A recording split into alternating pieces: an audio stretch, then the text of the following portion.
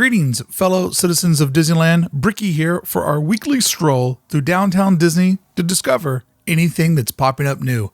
Today we'll explore some construction, discover some new fun design details, discover the inspiration for a DCA food cart classic, measure the ever-contracting and expanding footprint of DCA, take a Disney design crash course on force perspective, and like last week's video, I'll leave you with a little park sounds. Let's get started with today's adventure.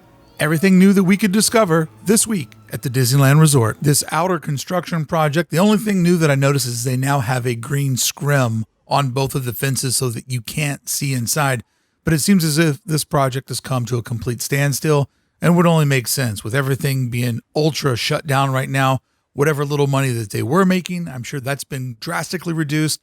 So, possibly putting up a fence around the hotels, probably not a top priority. But we'll keep you posted.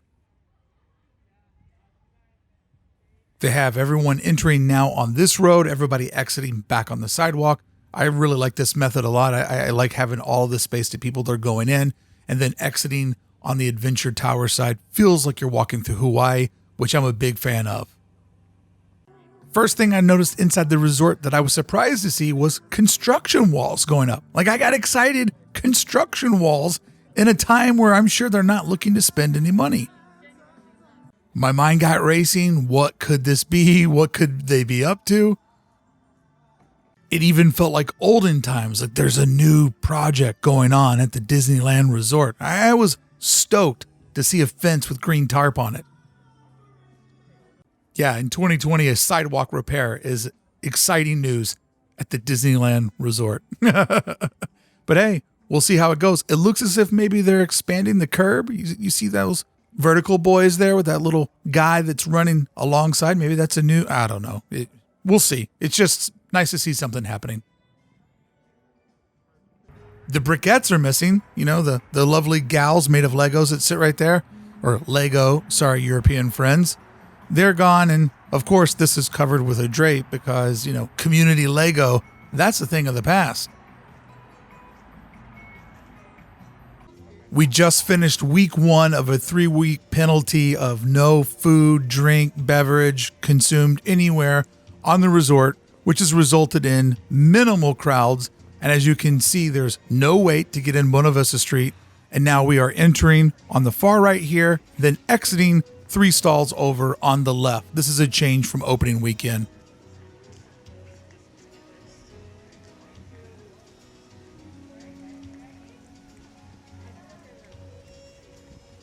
I never noticed this golden, beautiful sewer drain. Now, I looked up East Jordan Iron Works. It's a real company. I can't find any sort of fictitious Disney thing hidden in here. But what does it mean? What does it mean? What does it mean? Maybe nothing, but it was just nice to see this new detail, and I like that embossed fish there on the top of the drain. Last week, we lost access to Grizzly Peak, and the perimeter stays exactly where it was. This will stay here till at least Monday, December 27th. I saw other vloggers that were saying that this was going to happen sometime before Christmas. No, this is a 3-week penalty. Food and drinks, not going to happen. I don't see things changing until at least after Monday the 27th. So with that bad news, let's transition over to the backstory of Willy's Churros. Do you know the backstory on Willy's Churros?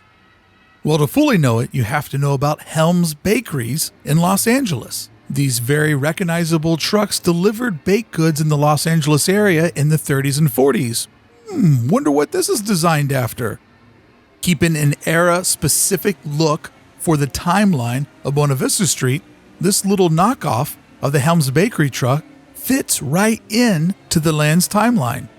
Now let's watch this clip one more time and look at a very, very subtle but crucial detail right here on the left. See that little shield over on the far left-hand side, just casually on the side of the preparation table? Oh, now look at this. How could that be? So a second ago when I'm getting excited about a sewer drain, you now know why I have this excitement. The more you dig at Disneyland, the more you find. For example, this license plate 11/18/28 or November 18th, 1928 Steamboat Willie gets released. Mickey Mouse is your new best friend. I wonder how they came up with the name Willy's Churros. I guess it will forever be a mystery, the inspiration of this little food cart. So that was me giving you some good news, because this is now the new perimeter on Performance Corridor. In fact, we're not even putting a foot on Performance Corridor. This is how far we were allowed to go back in November when DCA first opened. By the way, the black box means in this video series we're time traveling. This is how far we could go then. On December 8th, you can see we're much further back. With the food restrictions, there was just simply no need to let guests back there, but you could still see that the tables and umbrellas were there. And in the middle of these shots, there was a moment when you could go in that gate over to the left, an expansion for Food and Wine and Festival, where they had food cards up there. Well, today, we're nowhere near this spot. So let's measure it out. Here's where we're standing at today. Here's where we were just a week ago when the restrictions first came into play. And then if we go back to the opening in November, we were allowed to go way back there. So no more waterfall, no more sneak peeks at Avengers Campus. We've lost a considerable amount of the footprint. If this type of insanity is something that you're interested in, I have a perimeter series where once a month I measure everything that has changed inside the footprint of DCA. That series will go on long after the park reopens, just measuring each and every land and how it changes over time. Because change is always a brewing at Disneyland. So here you go. We can only see the side of Carthay Circle, but we can no longer go over there, which means, where did all of those carts go? Originally, they were food carts. Then they were Christmas holiday carts. And now they're ghost carts.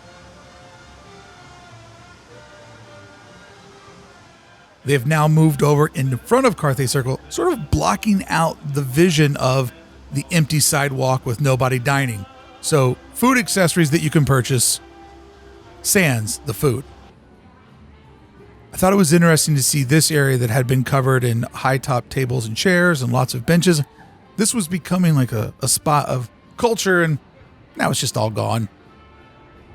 But once again, pivoting over to good news, Hollywood Studios. We can now walk a little bit deeper than what we could just last week, and way further than what we were allowed to on opening night back in November, when so many of us were just excited to get back inside of DCA.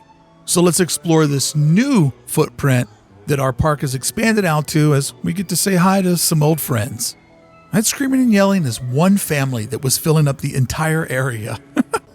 Here we are 1 week ago. Black box means that we're time traveling. 1 week ago, we could not get back into there. And now we're able to just roll right through the Hollywood studio arches. They have holiday merchandise sprinkled all in this area. If you think about Disneyland and how much they must pre-order a year ahead of time, they base all of their orders off of day sales from the previous year. They must be sitting on a ton of holiday merchandise. I mean, a ton. Therefore, all the holiday merchandise is 30% off currently, and you still get your AP discount. So a real sweet deal. Hey friends, this month I'm giving away a spider bot to one lucky commenter. Comment on any video that I publish in the month of December. Make sure that you sub to the channel and have notifications on, and I'll be giving a spider bot away in early January. Baby Yoda here with an entire roundabout. Yes, I know that's not the name, but somebody yelled at me that that was a spoiler. But this child bobblehead is massive. It's so big that I thought it was the remote control version that you see popping around the Disneyland Resort, and not that expensive. I really love this Mandalorian, like 12-inch action figure, reminding me of the Boba Fett that I played with as a kid. Although, Mando, what's with the chicken wing in your left arm there, bro? I don't remember the chicken wing episode, but getting in the furthest corner here, you can just see all the holiday merchandise sitting out. This area, as if everything that's brand new, that's where people like to go. This, believe it or not, was one of the most congested spots of all of BVS. Now, ironically, there was a lot more foot traffic in downtown Disney proper, but this area had the most folks inside the park. As I got this new access, I just wanted to film this for the perimeter video that'll be coming up, as we're always measuring what we're allowed to get our eyes on. We're as far as we can go. This has always been a very dead part of DCA. Probably aesthetically my least favorite part of the entire resort. But hey, these times it's just good to see anything that reminds you of the old days. Do love seeing that monorail track across the top there. Interesting, if you shop in that little area that we were just in, you actually go into the back of Studio 17 to buy your merchandise. They took a couple of the cash wraps, partitioned those off, so you'll go in there, do your transaction, and then you will come back out. You cannot actually get into Studio 17. This just makes me sad that they have this whole area roped off in case they have this many guests that are trying to purchase something. But it was completely a walk-in. It was pretty slow. Although not as sad as last week, as now mentally I am used to this very, very quiet version of the park. Now, look at this. Back on the edge of Monsters, Inc. And sorry, my ultra-wide lens that I use to get as much park in these shots, it was so confused by this texturing and layering and all the colors, trying to figure out if that's a real person there in the middle. Or is it a monster? Or is it a child? Hopefully it's not a child. They're scary. You can look straight over to where you used to be able to meet Captain Marvel in front of the, I guess that's a F-16 fighter jet there. Be interesting to see what they're going to do with the Black Panther meet and greet in the far back corner. But yeah, this is not a real exciting part of the resort of DCA, but it's just nice to see old things. And really, I do enjoy this urban plaza type setting that is instilled in this park, which is a much roomier park than old vintage Disneyland across the street. And I don't mean that in a bad way, just it's a old park. It's grandfathered in for all the restrictions of 55, not of the new restrictions of the new millennial in which this park was constructed. But this has been a real mixed use space over the years. I don't know about you, but I have no fond memories of the Hollywood Backlot stage. It's just something that I've walked by and been like, oh, there's kids over there on the stage. There's never been a show here that really enticed me or drew me in. Like, it's just never been for me. I do love, though, how much of the catwalks and all of the construction of Hollywood is exposed to you. I didn't even remember this Marvel-esque theming that's on the side of the walls here. I do believe that this portion of DCA is its own personal Tomorrowland, if you know what I mean. I mean, this back of schmoozies, come on. That's some bad theming. So this center walkway, guests are not allowed to go down. You enter on the far right, you exit on the left like those fine folks over there, and this middle area is just sort of a barricade to keep the potential crowds separated from one another, really showing Disneyland's commitment to proper crowd flow, really abiding by social distancing to make this as safe as possible. Just had to come back and look at this little area just one more time, as it was just nice to get to see an old familiar face.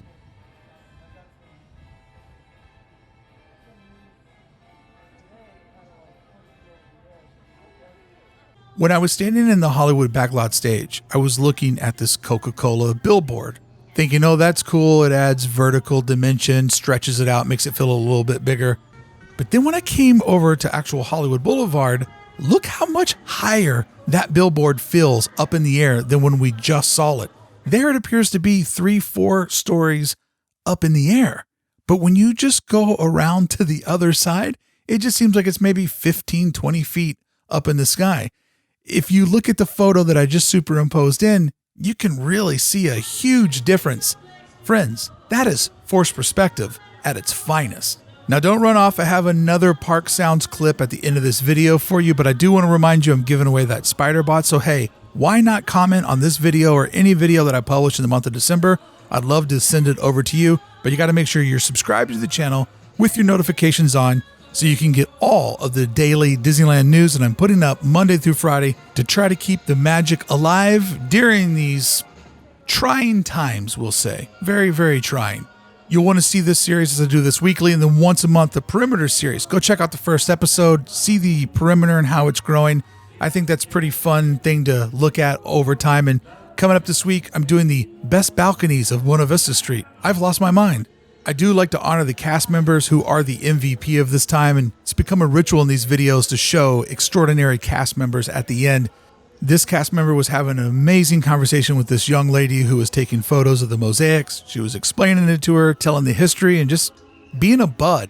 And I think that that's what cast members are good friends waiting for us every time we visit the park. Okay, friends, until the next time I see you in DCA, I'll see you back here on the channel with more Disneyland news. Here is your weekly park sounds. Enjoy.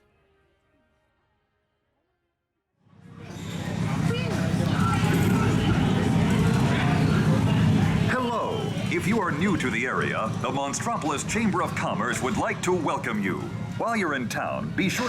We interrupt this program for a special report. A child is on the loose in Monstropolis. A human child! If witnesses are to be believed, there has been a child security breach for the first time in monster history. We can neither confirm nor deny the presence of a human child here tonight. I tried to run from it, but it picked me up with its mind powers and shook me like a dog. It's true! I saw the whole thing!